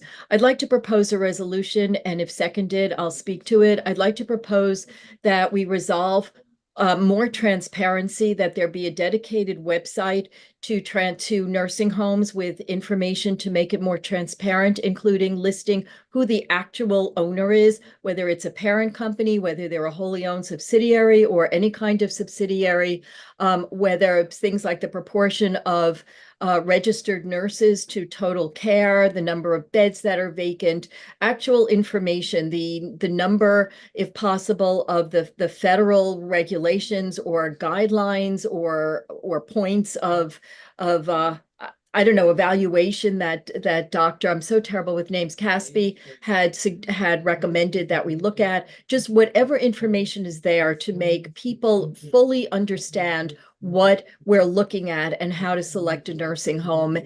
So that would be my resolution. And as I said, if seconded, I'll speak to it. Do we have a second? Rita, are you seconding it? Okay, thank you. You can speak to Before you speak to it, can I ask a question? Is this meant for New York City, New York State, or national? The state. State of New York. Thank you. Homes and assisted living, I suppose. And it would be the same information for assisted living, and not like registered nurses, but but timing for when doctors are called, when nurses are called, who's on staff, just to make it easy to compare and easy for the public to understand what exactly it is we're looking at. Since Rita seconded it, I'd like to just say that there is often a tendency in our society to neglect the elderly or to push the elderly into a corner and not give them the same respect and the same regard and the same concern that are given to younger people who have more disposable dollars to spend, or are, for whatever reason it is. And part of that may be reflected in the failure of New York State and other states to provide transparency and ways for people to access nursing home information.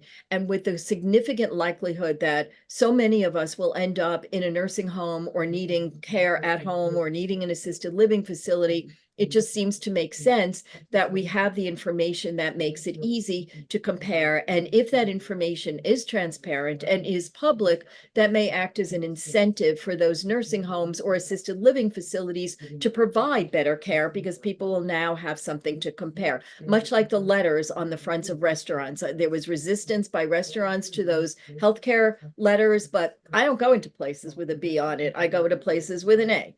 So that encourages encourages them to be, I guess, cleaner. And so hopefully the same idea is to provide the information to the public. I'm sorry for going on, but to make it easy to compare and easy to know what we're looking for. And since private equity firms, and it's not just limited to nursing homes, tend to cause a deterioration of quality and a potential bankruptcy or going out of business of these entities, it certainly extends to nursing homes. And we're entitled to know when private equity companies buy them and look more for the bottom line than for actual care. So whatever information is there, looking more at Minnesota, for instance, as well. Those Yeah, are just want to say thank you very much. Professor Khan, I know you can't be with us anymore, but we really appreciate all your wonderful comments, and thank you for joining us tonight.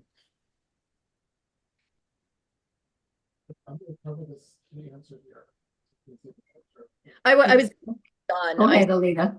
Aspie wanted to say something. I just want, and whatever benchmarks relevance, using the Minnesota, I guess, transparency as an example. So I really just want to mention the Long-Term Care Community Coalition in New York City. It's led by Richard Mollett. If you don't know him, you should. He has a great team, and they have the most user-friendly government data about nursing homes, very, very detailed of nurse staffing level, whether it's RN, LPN, CNAs, but also non-nursing staff. And they are really able to get to the resolution that, unfortunately, the public has. It's a challenge, it's a barrier for the challenge to access otherwise, and so they're able to make it more user friendly. So I recommend you to contact them. They just spoke about it a couple of days ago. So there are resources in New York City that you can again educate yourself, empower yourself with knowledge, and then know what the standards are. And where is that particular nursing home relative to that standard of nursing or any other quality of care issue? Dr. Caspi, is there data just about nursing homes in New York City, or does it cover a broader swath? Well, as I mentioned in my segment, for assisted living, which is a very large segment of long-term care, rapidly growing with dementia care and etc. The New York State Department of Health does not post full text investigation reports. That is a huge problem. And so so the New York Long-Term Care Coalition in New York just covers New York City? Oh, they do work across New York, but they also do work nationally. Their executive director, Richard Moore, just testified on this U.S. Senate Special Committee on Aging last week. One of the four people who witnessed there about the state of affairs of assisted living. So he is extremely knowledgeable, and he has a great team, and they have the data, and they are making it user friendly. So everybody should know about them. It's just that I'm trying to figure out whether the Long-Term Care Coalition in New York is already providing what we're calling for. You heard the proposal. Does what the Long-Term Care Coalition in New York do cover already what we're talking about calling for? The data comes from CMS, so it's partially yes, and partially we need to push to support the Biden reform and the National Academies of Sciences, Engineering, and Medicine proposal to increase transparency, because what you have about certain parameters, it's a very comprehensive system, the Care Compare, Nursing Home Care Compare system, and it covers certain things, it has weaknesses and strengths. When ownership, it's limited, and we don't know the layers of ownership. We don't know their historic, the regulatory history of those particular owners, and we don't know at the chain level. So there's a baseline, but we need to push with advocacy to strengthen these. But you will meet a fierce and well-funded opposition by industry. You should be prepared. It's already happening as we speak, and that's just nursing homes. In assisted living, it's much worse, because it's not federally regulated, It's state regulated. Every state does it differently. It's mostly weak regulations. That is the standards of care. And so, and it's highly for profit. And so it's a big problem. And that's why after 20 years, the US Senate Special Committee on Aging decided to convene again. And in fact, I read their 2003 report, and many of the issues, it's like deja vu. Only that the population has become, and their care needs have become dramatically more meaningful. And so the regulations have not kept up with that, the standards of care. I hope that answers your question. Thank you. I guess, Peggy, if I may, then to ask for the transparency that the doctor has referred to for ownership, to have the standards and the text for assisted living, to reference or to provide links to not-for-profit entities that provide clarity and information on the nursing homes. But basically, I'm not sure what it should include specifically, reference to or comparison to what's in Minnesota, and ask for what they have that's better on their websites, so that we have the information, and then maybe in a separate resolution to support the federal government's efforts to make the whole nursing home evaluation system more accessible to the public, and to require whatever it is that they're trying to do there, because we don't have the information, and you're looking at people's lives. Like hospitals, you're looking at where people will be cared for, maybe for the rest of their lives. Thank you. Sorry. I would just say real quick that Minnesota does have the investigation reports online, and with Elder Care IQ, it's even more user-friendly now. However, as I mentioned in my presentation, it's only a fraction of what families need to know, because we also want to know what goes well. And there's a series of other care-related parameters of outcomes that are not included in investigation reports, right? And so we have to be mindful of that. Yes, follow the Minnesota model, but take into account that it's just part of the story. So follow it, but expand the elements that we would Well, want to have. what Richard Molot of the Long-Term Care Community Coalition said at the U.S. Senate Special Committee on Aging, he said we need assisted living care compare. And if you look at assisted living care, and I said I have a 38-page report review of the assisted living and the nursing home care compare 5-star quality rating system, the strengths and limitations. We are nowhere near in the assisted living landscape to anything like that, even though it has good components. It's not where it needs to be at the nursing home, and much less so in assisted living. So there's a long way to go, long way to go. Then I would like to just add to the resolution and ask for the information related to assisted living that Dr. Caspi has just referred to, so that we have full transparency, and wherever there are gaps in information that is easily available to the public, that the public shouldn't have to have a set of puzzle pieces trying to form a whole, but the information should be there with relevant links about ownership, about care, about proportions of people giving the care, all of the pieces that came out in what Dr. Caspi and the other speakers have said today, so that it is all there on a government mandated, on a government website, because that's often where people turn. They don't know about these other entities, but they do know to look for the government to see if they have information. So there should just be a vehicle for people to get the information that they need to make as great an informed decision as possible. And I know that the people making lots of money from this are going to fight it, and that the levels of ownership and the ultimate responsibility for private equity, and they're buying up doctor practices too, and that's a problem, so that we know who owns them and we know what's going on, because that's where change could happen in terms of how things are regulated, how they're looked at, what the public knows, and the kind of care that we could expect or hope for. So whatever information, I know I'm a little confused about what's missing, but whatever information was referred to by the speakers, I would ask that be included. Whatever has been referred to as gaps, I would ask that be included in the resolution, so that we have it all out there. Thank you so much for your patience. We still have a few other questions, so let's circle back to Lori first. Lori? Hi, okay, thank you. Just a couple of things I wanted to note. One is that for the people who were asking if all of this stuff was going to be in the chat or whatever, and they wanted to look at the websites again and the addresses and the links that people gave. This will be on YouTube, and it will be on our website, the entire program. So you can go back and look at the information that was presented and just, stop it for as long as you need to stop it so you can copy it down. So that's number one thing. The second have both to do with Medicaid and the questions about, first of all, if there is a husband and a wife in New York State, I believe that we are the only ones that still have this in New York State.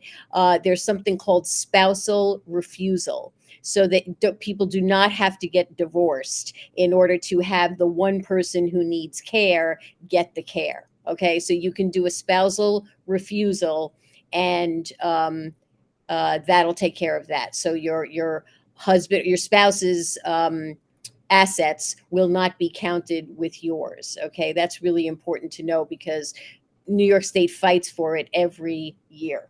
And the last thing is that I don't mean to be like, correcting someone, but I just have looked into this a great deal, and I am sure that there is no look back for New York State Medicaid if what you're seeking is home care for you at home. Okay, it's different if you're talking about assisted living or nursing homes or something. Then there is the look back, but there's no look back if you're just looking for assistant care at home. Okay, that's it. That's all I want to say. Thanks, Lori. Barbara? I think I'm still unmuted, right? You I are. would like to just ask Alita if I can have a friendly amendment and add rehabilitation facilities. I think that some of the criteria would be different. How big is the gym?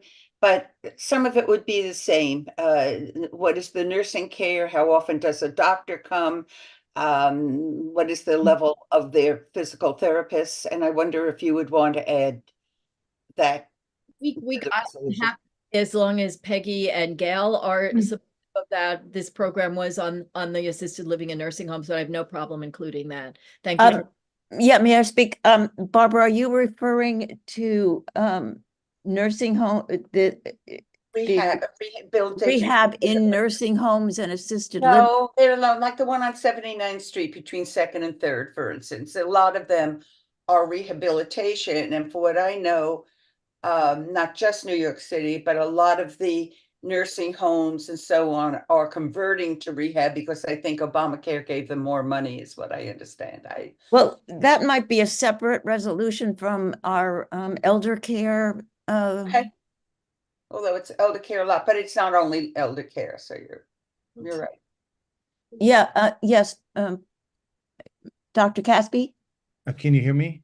Yes. I just, something that many of you may know is that Medicare pays substantially higher than Medicaid in nursing homes. So for nursing homes, Nursing or rehab? so Medicare pays for that 90-day or 100-day, the rehab after hospital, the for rehab, and it will pay. The payment is substantially higher than per day than the Medicaid. It could be 2, 3, or close to quadruple more. And there's an incentive. There was a comment earlier that there seemed to be a trend, at least in a particular place, towards rehab. And That's also right. during COVID, there was that incentive as well, and it also harmed people on the way. But anyway, I just wanted to add that. Yeah, I agree, and that's what I was saying. I do know that that's the case. So there are more rehabilitation places if you need it. But I don't know if they're well regulated at all and whether it falls into the same category of looking into it, but that would be up to Alita and everybody else. Maybe we should do it based on the idea that it includes anyone from a kid all the way up to a quite elderly person, and have a separate resolution relating to. Okay. But I understand your point, and thank you, Barbara. Mm-hmm. I want to just mention real quick that, with nursing homes in Care Compare, there's the nursing staffing levels. It includes RNs, LPNs, CNAs. And what happens is that the nursing homes are learn to, as I mentioned, to game the system, and they're able to portray themselves in ways that increase their star rating. And this is the New York Times reported. We're seeing it. In fact, one New York Times investigation found that for years, nursing home would inflate their staffing levels to look higher, so it will factor into their star rating. But CMS said, CMS regulates federal regulation of nursing home. They said, we're not going to play that game anymore. We're moving from self-reported, you remember I mentioned earlier, to more objective, not perfect. They're still manipulating in the margins, but what is called payroll-based journal system.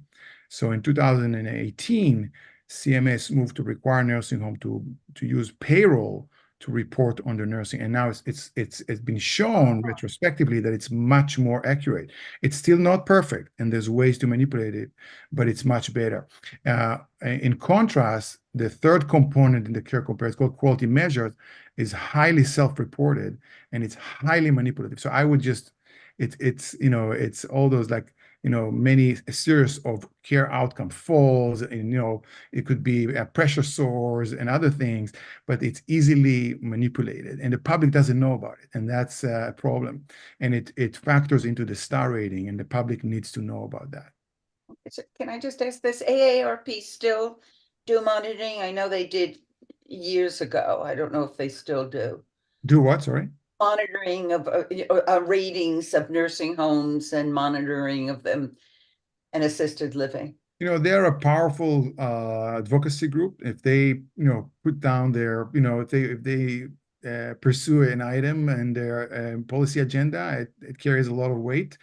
But I don't know how much I don't think they are not the source of the information. The source of information, CMS, is how can we expand and build on care compare for nursing homes, and strengthen it and address those weaknesses that are known, and also create an equivalent system in assisted living, but go into it only if you're ready to receive a massive, well-funded pushback by the industry, which is already happening. They're trying to water it down in every way. And we've been through it in Minnesota when I lived there. Luckily, there's an organization called Elder Voice Advocates there. It's a group of family members, mostly women, who had their parents or their spouses neglected or abused in assisted living. And they are a fierce advocacy group, and they formed a coalition. And together they passed their first assisted living licensure in Minnesota, with significant protections for residents, but it's still not enough. And the industry was trying to water down everything that this group has tried to do. But some meaningful reform has passed and went into effect a couple of years ago. Thank you very much. I want to interrupt before we get to Rita and just say that I'd like to get the idea of how people feel. I myself would rather our resolution did not include rehab facilities. Many of them we know are in hospitals or they're private. It's very sort of difficult to ascertain which is a rehab facility, or it might be named a physical therapy center, or it's just such an amorphous concept, and that it's just a little unwieldy in my opinion, but we could do it another time. But for the purpose of this elder care forum, would you all mind if we don't include rehab in the resolution? No, I agree, Peggy, and tried to be clear that it shouldn't be included. And if there's another resolution at another time, that's fine. But also the age range is so great that it doesn't make sense, of people who might be in rehab, that it doesn't make sense to include it in an elderly context, or an elder care context, rather. Thanks. Thank Rita? you.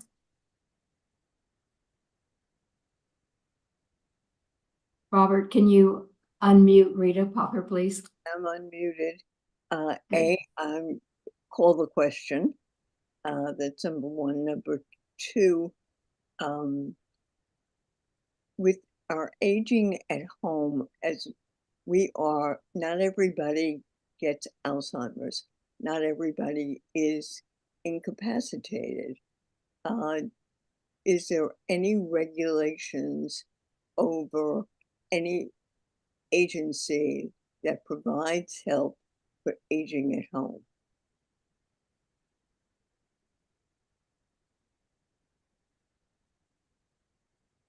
Dr. Caspi, would you like to we don't have respond to the that? we don't have the panelists anymore, the other panelists. Well, we have you, and let's just see. I don't know if Jill would be aware of that or not. Do you want to take a stab at that, Jill? Well, it just in Ohio, the Ohio Area on Agency provides those resources, and I think every state has one of those. And Dr. Caspi knows better than I probably, but one of the issues is for assisted living to get benefits, for example, from a life insurance policy for assisted living or for skilled nursing, you usually can't perform 2 out of the 6 activities of daily living, or you have cognitive impairment. That is not often the case, as you said, I believe, Rita, that sometimes you just need extra help in the home. You can function, but you just need some extra help, and it's harder to find resources for that in my The reason that I experience. have that is when they originally built the building that I live in, which was originally a Mitchell-Lama, 60% of the apartments were for people who were 60 years of age and older. The majority of the apartments in the building were studios and 1-bedroom apartments. Most of the people that I know who were sick, I moved in with them, but I was young and they were older. They all aged at home. And so therefore I was concerned. And though my fellow members know of a colleague, Dave Rosenstein, who is ill and very ill. He was dying and he was at home, and we had to call the visiting nurse service. I live across the street. He lives up 4 flights. I can't tell you how many calls I received because of the people that they sent. Honestly, several looked like they had just come out of a homeless shelter. They knew nothing about what to do. The visiting nurse service is one of our premier services. So all of this oversight is so great when we're talking, but in actuality, and when they came to sell, and I said, "Oh, Dave, this sounds so great." And he looked at me and he said, "That's because they're selling. Wait until you see the delivery." I thought he was being cynical. He was not. He was being honest. So that's why I am interested in aging at home, as I think many people would prefer to age at home. And what we need to do is have more housing for people who are aging. Thank you.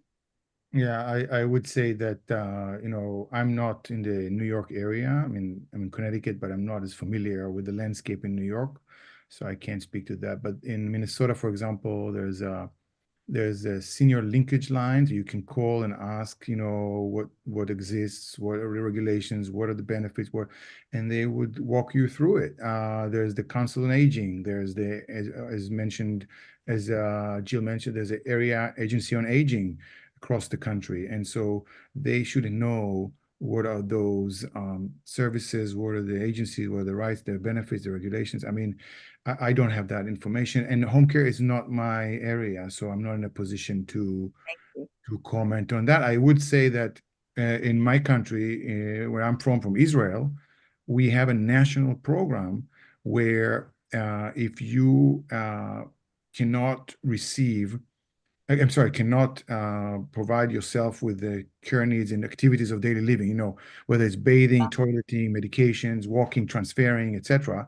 Or if you have a cognitive impairment that is significant, there's a system where you get points and you can decide, it's your choice to decide what to do with those points. And if you're a Holocaust survivor, you can use more points. You have more points and you can decide whether it's going to go for, say, 10 hours a week at home and you divide it 5 times, 5 days a week, 2 hours every day, or whatever works best for you. You can decide to go to a adult health center. You can have, adult depends. You can have other services, but you have a choice. But we have a national insurance program, and we have that wonderful, wonderful law under Social Security. You're right. So it's really, really helping a lot of older adults in Israel, even including many who do not have cognitive impairment. Thank you. I'm moving to Israel. Well, Maybe not now. I wouldn't comment on that right now. And right now it's a little iffy, but I have just one last question. Is the population, the current population, is the elder population increasing or decreasing? Well, to my knowledge, it's increasing, and substantially so, the demographic projections. What happens that the baby boomers, 76 million people roughly, and you guys know better than me, are started to age, over a decade ago, I was about 65 over a decade ago, and that, kind of goes up in the age pyramid, if you can imagine it, and that impacts a lot of dramatic increase in care needs, increase in the absolute number of people, older adults, including substantial projections for increase in people with Alzheimer's disease and other forms of dementia. So are we prepared as a society? Absolutely not. We are not prepared for what's coming. And that's why we need the advocacy for people to go to state legislators, to go to the Congress and advocate, to join forces with advocacy organizations, because we're not ready for what's coming. It's already here. I'd like to propose a friendly addition to Alita's proposal, is that we have to be aware that this segment of the population is increasing and not decreasing, but increasing in leaps and bounds, and that we must address the problems of housing and care for senior citizens. I accept that, Rita. We would include that as a whereas. Yes, thank you. Mhm. I just looked it up and it said that the population of 65 and over is expected to increase 47% between now and 2050. So I was aware. I used to work in advertising. It used to be that we only talked to 18 to 35. That was 30 years ago. We are not doing that any longer. And we know that the younger generation, they're not having babies. They're not getting married. They're not having babies. So we are the growing population. We are the next, when I say we, I'm 85. So we need to address what is coming instead of playing catch up. Thank you. Okay, Barbara Rutter. Just a comment, I'm still in. It's not only that we're older and putting more stress on the need for care, but it means that less of a percentage is working and we're putting more of a pressure on Medicare and Social Security. Do you agree? So there's like a double-edged problem with it. Yes. Absolutely. It's called the age dependency ratio. And yeah, so Yeah, I mean, we know most of the problems, and unfortunately, human nature, we're kind of waiting for the crisis to hit, and then people are Yeah. going to panic. So, Climate change. yeah, I mean, I'm sorry. Like climate change. Exactly, which is kind of catching up now. But I want to say that the U.S. Senate Special Committee on Aging opened and requested families to share their stories, and a lot of what they're focusing with the assisted living sector now is about cost. And it was prompted by the Washington Post and New York Times series of recent articles that many of you are aware of right now. And so they are asking the public, their families, tell us your stories. If you're struggling, if you can't pay for assisted living, tell us your stories. And to my knowledge, tomorrow is the deadline. So because they gave 1 week since the hearing. And so, I can send that link to Gail and Peggy. And if any of you want to tell your story, those concerns that you just shared with us, this is the historic opportunity to have your voice heard. And remember, the last time this Senate committee was held was 20 years ago. Wow. 20 years ago. So Well, it's in a- the interest of time, can you just tell us what the link is? www dot what? What is the link? Do you know? I have it in my computer, but I think it's a little long, but I can while you're talking or wrapping up, I can quickly find it and try to pop it into if not, I can send it via email shortly after. Okay, thanks. Thank you. Robert, does anyone else have any additions or amendments to Alita's proposal for the resolution? And if not, Robert, can you call the roll for the people who are here from the board?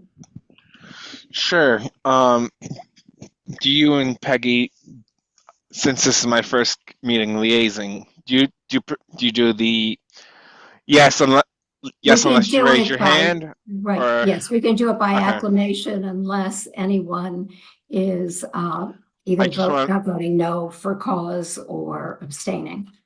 Gotcha. I just want to clear that up beforehand. So by my count, we have 10 board members present. We have Lori Boris, Peggy Price, Mara Brodsky, a public member, Robin Seligson, Elizabeth Ashby, Gail Barron, Rita Popper, Alita Camp, Barbara Rudder, and Wilma Johnson. I don't think I've missed anyone. Yeah, we have is Susan Evans still here? I think Susan Evans had left. Okay, all right. Yes. And Elizabeth Ashby has left also, I think. I know she was here earlier. I see Elizabeth is still on camera. Oh, okay, then let's make sure we add Elizabeth. So I can go through my list one more time if you want, or Thank you. so Lori Boris, Peggy Price, Mara Brodsky, Robin Seligson, Elizabeth Ashby, Gail Barron, Rita Popper, Alita Camp, Barbara Rudder, and Wilma Johnson. Thank you so much. And I found the link and I'm putting it now in the chat box. Thank you. And I just want to make sure I'm not missing anyone. If we are, and by my count, that's 10. Terrific. Thank you, Robert. We really appreciate everybody attending. We had 4 outstanding speakers, and Dr. Caspi, thank you so much for staying on as long as you did. I know how busy your schedule is, as well as that I'm of happy Jill to be as here. well. I'm happy to be here, and I learned a lot, so I appreciate that too. And I'm just gonna press paste, and you should have it right now. Terrific. Thank you. So should we take a vote? Is anybody opposed to Alita's resolution? Or can we just say it was unanimous? Do you see it there? Sorry. I think we can say it was unanimous. Okay. I don't Thank see it. you,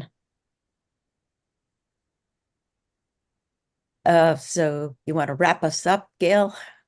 Thank you again for coming. We'll make sure that the information is available. As Lori said, it's on YouTube, but we'll also try to do something whereby we get just the listing of all of the different resources and put that in a white paper form, and then ask that the board office post it, because sometimes that's just easier, and particularly for people who may not have been able to join us this evening.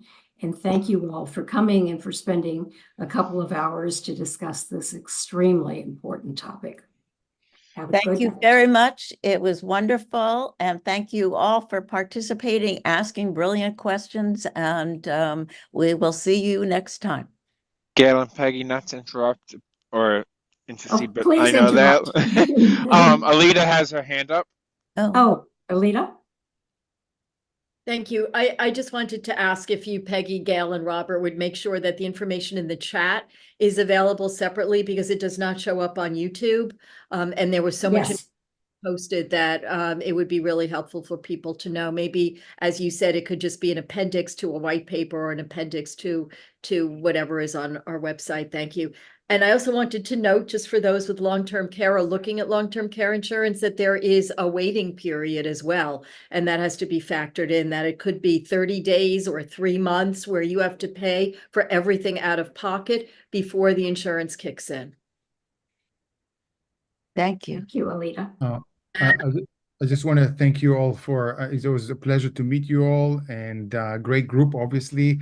And I just wanted to ask, when are you hoping to create the link to this recording to share with us, or even the panelists, so we can share it with others who couldn't make it today?